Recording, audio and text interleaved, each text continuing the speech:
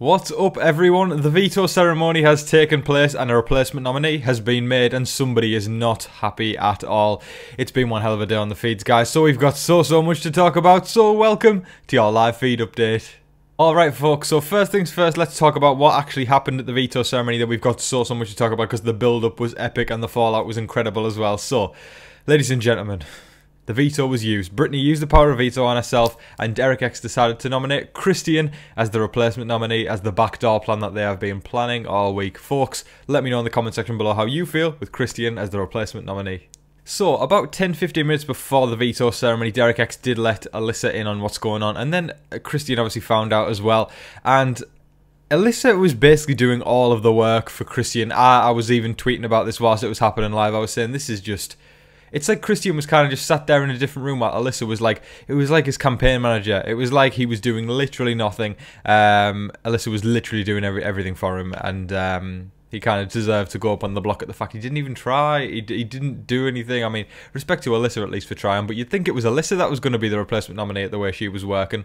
She was doing the work of 5 or 6 people, and Derek X wasn't moving. I mean, and the awkward thing was as well, Christian wanted to go to the toilet at one point, and Derek X obviously is the lord of the latrine, so he has to announce and blow the bugle every single time someone has to go to the toilet. So, I mean, in the middle of all that, when Christian had to do that, I don't even think he ended up getting to do it, but I think the fact he asked him was just a bit... You can't make this basically. But anyway, Christian kind of realised afterwards, and he went to sit with Xavier up top, and he was like, oh, I should have nominated him last week and stuff like that. So the panic set in and the realisation set in that he is probably going to be leaving the house last week, and he has many regrets on taking Whitney out whilst he was in power. I guess hindsight's 2020. When the feeds came back, things were very awkward. It was kind of everyone was in silence, giving each other hugs and stuff like that. I think Alyssa and Christian are still in the dark that the whole house didn't know or knew what was going on, because virtually the whole house didn't know. I think they only thought like a couple of people here and there did. But they began to piece the puzzle pieces together, and Alyssa has started to realise that Sarah Beth must have knew about this plan all along, which she did. So I do believe we are going to see some kind of war of Alyssa versus Sarah Beth. She is going to be annoyed that Sarah Beth, as a king as well, I know teams aren't in play this week, but people are acting like they are still, and the team dynamics have set forward what's going to happen for the rest of the game. So Alyssa is obviously going to be very annoyed with Sarah Beth, that they're going to be going to war, and obviously they're going to be campaigning very hard all week. And when I say they, I mean Alyssa. Christian's not going to do much, but Christian was really annoyed. Like, he was saying, I'm going to have to get... he was calling, I think he said something like, I'm going to have to go get bitch ass latrine to open the toilet for me and stuff like that. He was pissed, basically. He was very annoyed. And I still think he's going to be very irrational for the rest of the week, and I do think Alyssa will be doing all the work for him. And I don't even think it's going to be enough work. It's going to be so hard for him to do that. However, folks, if Tiffany can step in and she still wants to take out Sarah Beth, she can obviously... she's probably the most persuasive person in there. She'll be able to persuade the right amount of people to vote out Sarah Beth, and then that will be a war next week. Come Alyssa and Christian versus DX and Hannah, probably that will be... is going to blow up if that happens. And either way, if Christian goes, Alyssa versus Sarah Beth is going to be a thing. Basically, this week has been an incredible mark on the season of Big Brother 23. I think even though it wasn't a full-on blindside because it was told beforehand, it was a blindside in the fact that Christian didn't know he was going to be going up on the block, and the way he's acted and the way he's sort of lashed out afterwards shows that he didn't have a clue, and that this is Big Brother at its finest, when we are seeing people hustling for their Big Brother lives and they are not afraid to make enemies. If we think back to week 1 when everyone's, oh, nice to meet you, it's all lovely and kind and nice, and now where Christian's literally calling him bitch ass latrine, then we know things are heating up and things are getting feisty in the Big Brother house. So this is going to be one hell of a week.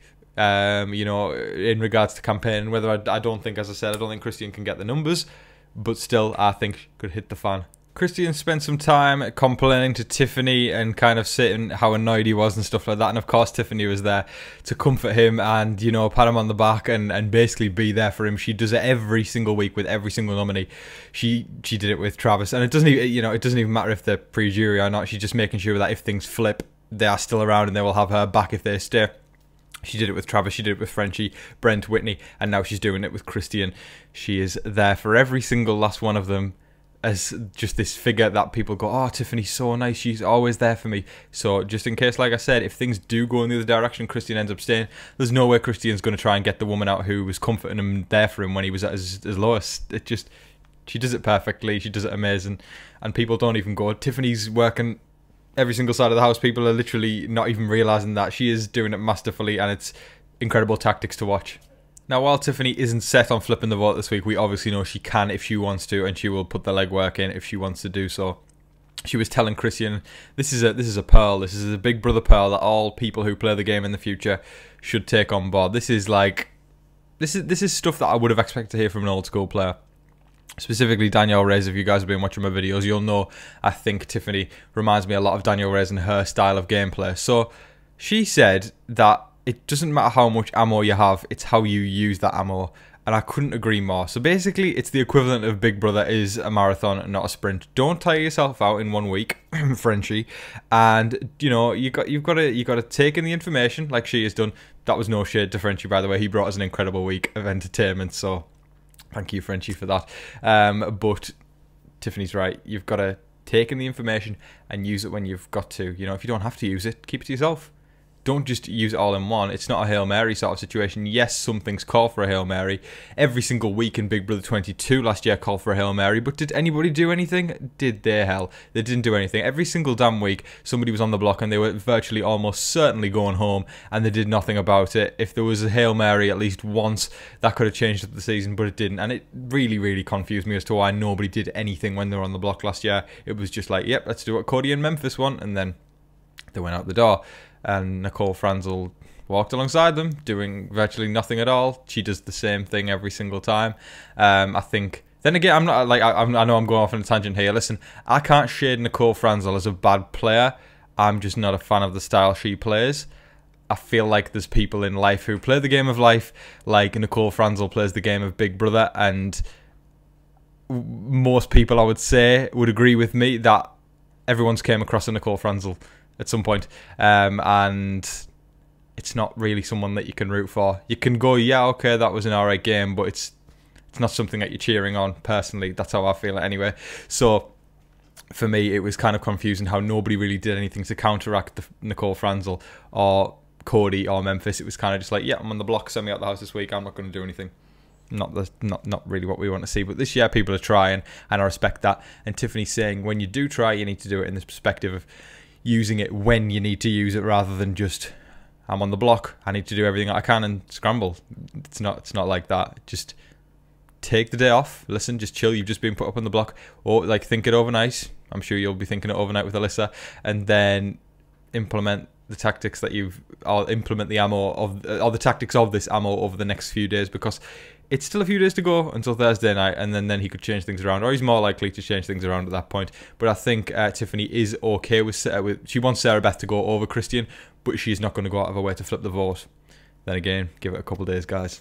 Claire and Carlin's punishment costumes were finally shown. So now we've got Claire as the Duchess of the deck. So she has to do 52 card pickup every single time Big Brother says so. So she's obviously got a deck of cards, and if they say she has to do it in the kitchen or in the bathroom or in the HOH room or in the garden or in the pool, I don't even know if the pool will happen, but that would be a funny one. She has to chuck the cards up in the air and then pick them all up. And yes, that's her one. She's dressed in this sort of big extravagant kind of card costume, I guess you call it, where I think she's got like the Queen of Hearts or something on there, one of the suits, and then she's got like this big tall golden sort of hat, a bit like Janelle's one from last year with the star thing. And then we've got Carland, who has the jackass punishment. He's dressed as a donkey, and he has to make Claire triple decker club sandwiches for everyone every single time Big Brother announces it, who he has to make it for, basically. So he's just going to be spending a lot of time in the kitchen this week, and Claire is going to be spending a lot of time picking up cards. Towards the end of the day, Alyssa and Christian were trying to get in favour with the team of jokers. I know, again, we know the teams are done, but the fact that it's been consolidated so much for 4 weeks, it's kind of course, it's going to play a huge role moving forwards into the game. So they were kind of promising all sorts, like they can have the head of household room, so they can get all the music and the food and everything that goes with it. If Alyssa or Christian win head of household next week, they get to make the nominations. There is no way that's going to happen. They're 100% going to go for DX next week. They're going to want to get revenge on Derek X. It's just, I feel like they're smart enough. Big D, Arza, and Brittany are smart enough to realise that's not the case. There was just... The campaigning wasn't great. Listen, but there isn't much you can do. I'm respecting them 100% for trying. Listen, what I was just talking about there about Big Brother 22, how everybody was on the block last year and they just sat back and were like, oh, I'm going this week, oh, I'm going to cry. Listen, you can't do that. You've got to stand up. You've got to fight. You can't just give up. And I respect Christian and Alyssa, even though Alyssa's not even on the block. It's kind of Alyssa doing the work for him. Like I said, I respect them for actually trying, because for so many years we've seen people just, as I said, get on the block, cry, and not do anything about it. Don't cry when you've got the opportunity. It's literally right there. You don't have to pay anything. You don't have to sacrifice anything. You can do whatever you can, or just work your magic, work your Big Brother magic. It doesn't cost anything. You can try. It's a social game. You've got to try and do it. Yes, you're good at winning comps, but prove that you can work people socially. Manipulate, backstab. Got to do what you got to do. Lie to everyone. Say I will not nominate you next week, and then put them on the block. You've got. We want to see classic gameplay like that. Derek X has implemented that this week by totally betraying Christian. It's Big Brother at its finest. This is what we all want to watch Big Brother for, because we get moments like this. So we are very thankful for it. But the moral of the story, kids, is that you should always campaign when you're on the block, and I've got respect for people who always do that.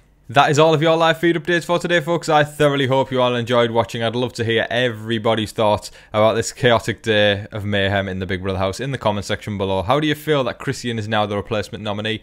How do you feel that I pronounce Christian like that? I've seen a lot of people mentioning the way I pronounce Christian. I don't think there's anything wrong with it. Maybe just how we say it in England is very different to over in the US. Who knows? I'm still going to say Christian either way. But folks, let me know your thoughts on this week in the comment section below. I'd love to hear how everybody is feeling about this week, about the head of household, about the nominees, about the plan for the eviction on Thursday night. There's so much to talk about, folks. But I'll say as I always do, make sure you're staying safe, staying positive, and staying healthy out there, and be kind to one another. But in the meantime, please don't forget to like, share, comment, and subscribe. But until your next live feed update, I've been your host, Tom Vasey. Good night.